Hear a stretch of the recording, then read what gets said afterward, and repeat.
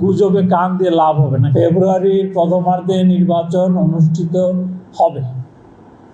নির্বাচন কমিশন এটির জন্য সর্বতোভাবে প্রস্তুত। আইনশৃঙ্খলা বাহিনী, পুলিশ বাহিনী, সেনাবাহিনী, বিজিবি, বিমান বাহিনী, কোস্টগার্ড, যত ধরনের বাহিনী আছে, আনসার বাহিনী, সব বাহিনীর সাথে আমরা কথা বলেছি। আমাদের বিভিন্ন এজেন্সি তথ্য নিয়েছি, তাদের তথ্য অনুযায়ী কোনো সমস্যা নাই, এখন পর্যন্ত নাই। বিভিন্ন ধরনের প্রপাগান্ডা আপনারা সোশ্যাল মিডিয়াতে দেখছেন।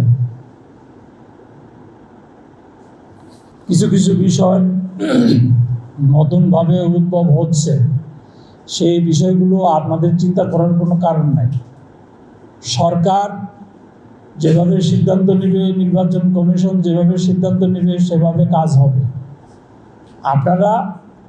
আপনাদের কাজ একটি, সেটি হচ্ছে অবাধ, সুষ্ঠু, নিরপেক্ষ নির্বাচন করার জন্য দায়িত্ব পালন করা।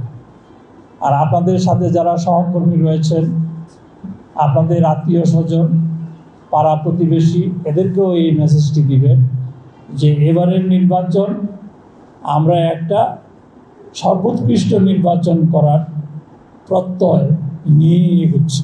নায়াসিনামাইড ও স্যালিসাইলিক সমৃদ্ধ লিলি ফেস ওয়াশ, যা ফেসের ডেড স্কিন সেল দূর করে দেয় দ্বিগুণ ফাস্টার ব্রাইটেনিং। আপনারা আমাদেরকে সহযোগিতা করবেন। মিথ্যা তথ্য, অপতথ্য, গুজব, এগুলো যাতে এই পটুয়াখালী জেলায় বিভ্রান্তির সৃষ্টি না করে, সেই দিক থেকে আপনাদের সহযোগিতা চাচ্ছি।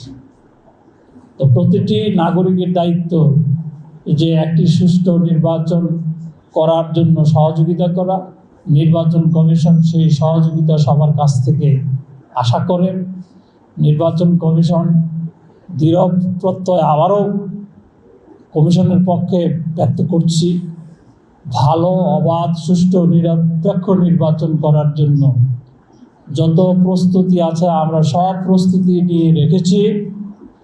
আমরা অবাধ, সুষ্ঠু, নিরপেক্ষ নির্বাচন যে কোনো মূল্যে করতে বদ্ধপরিকর। আপনারা আমাদেরকে সহযোগিতা করবেন।